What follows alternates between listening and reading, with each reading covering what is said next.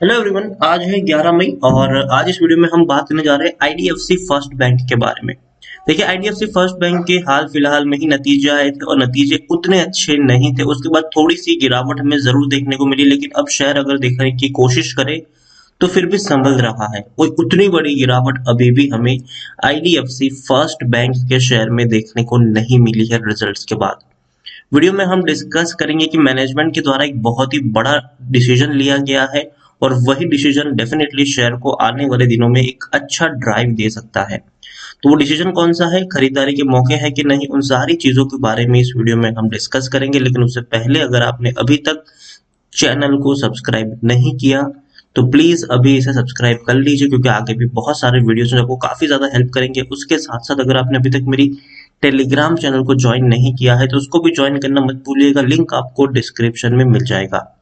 तो IDFC First bank 55 रुपए का ये शेयर है। पिछले एक महीने में देखें तो एक महीने में जहां पर था वहीं पर आ चुका है, लेकिन इस बीच एक बड़े लेवल से टूटकर नीचे भी आया, तेजी बनी, फिर गिरावट आई, फिर एक बहुत बड़ी रैली आई, फिर नतीजे के बाद आपको थोड़ी सी प्रेशर यहाँ पर जरूर बनता हुआ नजर आ रहा है। एक साल में अगर हम देखें तो पिछले एक साल में 170% का ग्रोथ है। 18 रुपए का शेयर था, बढ़िया तेजी बनी थी, यहाँ पर तकरीबन 70 रुपए के करीब पहुंचा, फिर गिरावट यहाँ पर बनी और फिर अच्छी खासी तेजी है। अब थोड़ा सा प्रेशर दोबारा से यहाँ पर बनता हुआ नजर आ रहा है। लार्ज कैप शेयर है, 34,350 करोड़ के आसपास का इसका मार्केट कैप है। और एनएससी में अगर हम देखें तो एनएससी में 1,28,00,000 से भी ज्यादा का वॉल्यूम ट्रेड है। सुबह के 11 बज रहे हैं और इतना बड़ा ट्रेड ऑलरेडी हो चुका है यहाँ पर। अगर हम यहाँ पर देखें तो भैया प्रमोटर के पास 36.60% की होल्डिंग है, 10.88% की होल्डिंग एफआईएस के पास है, 2.62% की होल्डिंग म्यूचुअल फंड के पास है और 7.55% की होल्डिंग इंश्योरेंस कंपनी के पास देखने को मिल रही है। यहाँ पर देखने की कोशिश करें तो 2018 में आखिरी बार इन्होंने डिविडेंड पे किया था, उसके बाद कोई डिविडेंड भी पे नहीं किया है। हाल फिलहाल में जो नतीजे इनके आए थे वो उतने बेहतर नहीं थे। उतने बेहतर इसीलिए नहीं थे क्योंकि देखिए टेक्निकल रेटिंग अभी भी न्यूट्रल है। क्यों? क्योंकि रिजल्ट्स अच्छे नहीं थे इनके, और रिजल्ट के साथ साथ जो एनपीए था वो भी इंक्रीज हुआ है। यहाँ पर आप देखिए, according to Moneycontrol user 62% लोग खरीदने की सलाह दे रहे हैं, 19% लोग बेचने की बात करें और 19% लोग होल्ड करने की नसीहत दे रहे हैं। मतलब 81% लोगों का यहाँ पर पॉजिटिव व्यू है। और रिजल्ट्स की मैं बात करूं तो देखिए, रेवेन्यू इंटैक्ट है, रेवेन्यू में कोई बड़ा डिक्लाइन नहीं है। जितने पिछले 5 क्वार्टर में देखने को मिले तो भाई साहब एक जैसे ही देखने को मिल रहे हैं। लेकिन जो प्रॉफिट था, प्रॉफिट यहाँ पर थोड़ा सा डिक्लाइन हमें जरूर देखने को मिला था, 136 करोड़ का दिखा रहा है। लेकिन अगर हम ओवरऑल देखने की कोशिश करें तो ये जो प्रॉफिट था वो इससे तो 126 करोड़ के आसपास देखने को मिला था। 136 नहीं, 126 करोड़ के आसपास का था, जो कम था क्योंकि 76 करोड़ था, 100 करोड़, 109 करोड़, 135 करोड़ के आसपास था। बाद में थोड़ा सा ये डिक्लाइन आया। और दूसरी बात यहाँ पर ये भी थी कि जो एनपीए था वो इंक्रीज हुआ था। लेकिन आज मैनेजमेंट के द्वारा एक बड़ी खबर आई है, कल आई थी एक्चुअल में। देखिए, तो मैनेजमेंट ने कहा है कि IDFC First Bank planning to make home loans 40% of its total portfolio.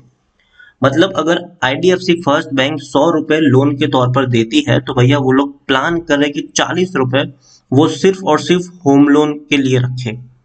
मतलब होम लोन अगर हम देखने की कोशिश तो भैया सबसे सेफेस्ट लोन अगर कोई कहा जाता है तो वो होम लोन है कि भैया होम लोन का पैसा लौट के आ ही जाता है। शुरुआती दौर में आपको किस्त तो मिल ही जाती है, लेकिन उसके अलावा देखिए तो अगर नहीं भी चुका पाता है तो आप उसे घर पे बैंक उसे घर पे कब्जा करके उसको नीलाम भी कर देती है। तो सेफेस्ट लोन माना जाता है होम लोन, और यही प्लान है बैंक का कि भैया आने वाले समय में हम होम लोन के ऊपर ज्यादा फोकस करेंगे। अब देखिए, after stabling the liability side of business, private lender IDFC First Bank intend to become aggressive in home loan to make it 40% of total loan portfolio in long run. मतलब लंबे समय के लिए वो चाहते हैं कि अपना जो पोर्टफोलियो है वो 40% का पोर्टफोलियो होम लोन का ये लोग बना के रखे। और ये वाकई में बहुत बड़ी और अच्छी बात है। ये we like this business and could turn it into 40% of the bank book in the longer run, said, ये इनका कहना है। Managing director and chief executive V Vaidyanathan जो है उनके द्वारा ये बात कही गई है। However, he did not specify the time frame for reaching the 40% level। मतलब उन्होंने अभी तक ये नहीं बोला कि भैया कब तक वो 40% का करेंगे, लेकिन हाँ, इंटेंट है उनका कि बहुत जल्दी वो कर लेंगे।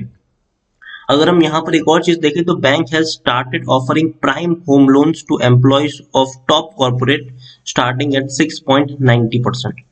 मतलब 7% से भी कम ब्याज पर होम लोन आपको दिए जाए, मतलब उन लोगों के लिए जो किसी बड़े कॉर्पोरेट में एक अच्छी पोजीशन के ऊपर है, मतलब जिनका सिविल स्कोर भी बेहतर है, जो आराम से होम लोन पे कर सकते हैं, जिनकी इनकम सोर्स काफी अच्छी है, बड़ी है।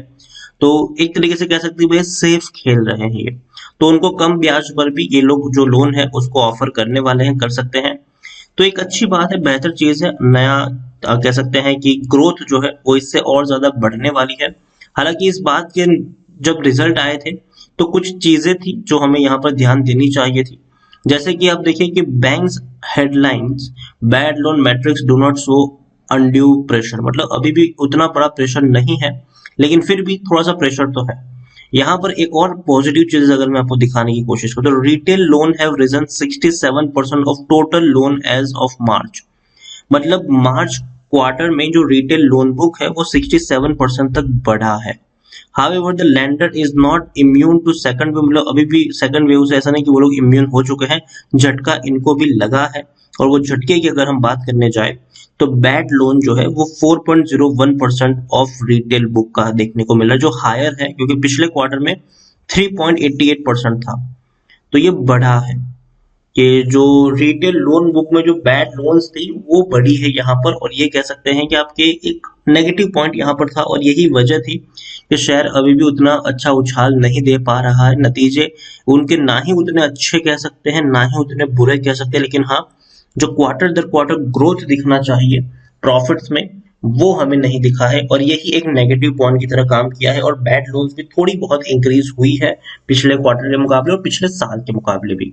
तो ये एक आईडीएफसी फर्स्ट बैंक थोड़ा सा नेगेटिव पॉइंट रहा था, लेकिन फिर भी मुझे लगता है कि लॉन्ग टर्म के लिए ये बहुत ही बेहतरीन शेयर साबित हो सकता है। क्योंकि देखिए कंपनी का जो मैनेजमेंट है वो डेफिनेटली होम लोन के ऊपर ज्यादा फोकस करने वाला है आने वाले समय में।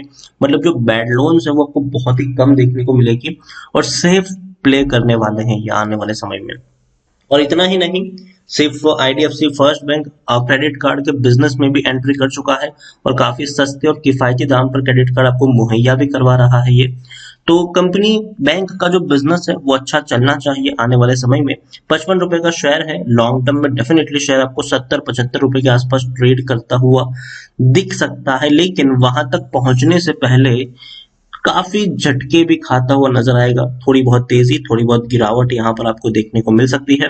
तो ओवरऑल अगर मैं आईडीएफसी फर्स्ट बैंक के बारे में बात करूं तो मौके मिलेंगे आपको खरीदारी के। अभी भी इस लेवल पर अगर आप चाहे तो बाइंग कर सकते हैं, लेकिन टुकड़ों में खरीदारी करिए। अगर आपको मान लीजिए कि 1000 शेयर खरीदने तो पहले 200 शेयर आप 55 रुपए के लेवल पर खरीद सकते हैं। अगर यहाँ से 2-3 रुपए और टूटता है शेयर तो और 200 क्वांटिटी ऐड करिए, 2-3 रुपए और टूटे और 200-300 क्वांटिटी ऐड करिए, 2-3 रुपए और टूटे और क्वांटिटी ऐड करिए। इस तरीके से आप यहाँ पर प्ले कर सकते हैं, और लॉन्ग टर्म का प्लान लेके चलिए। यहाँ पर डेफिनेटली इस दिवाली तक या फिर उससे पहले भी हो सकता है कि शेयर आपको 70-75 रुपए के आसपास ट्रेड करता हुआ नजर आ जाए। तो लॉन्ग टर्म का गेम खेलेंगे तो फायदे में रहेंगे। अच्छा शेयर है, बेहतर शेयर है, अच्छा ग्रोथ आपको देखने को मिल सकती है। बैंक बुरा नहीं है, अच्छा बैंक भी है।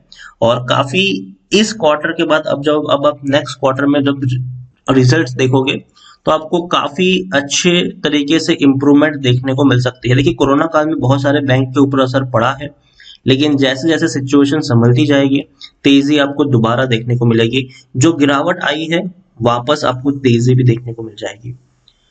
तो खरीदारी करी है, बने रहिए। फ्रेश बाइंग करना चाहो तो यहाँ से जितनी भी गिरावट आए हर गिरावट पे आप थोड़ी थोड़ी क्वांटिटी ऐड करके चल सकते हो। वीडियो को यही एंड करूंगा, पसंद आया हो तो लाइक करो, शेयर करो। चैनल पर अगर पहली बार है तो प्लीज सब्सक्राइब करें, और आईडीएफसी फर्स्ट बैंक के बारे में आप क्या सोचते हैं वो भी आप मुझे कमेंट में लिखकर बता सकते हैं।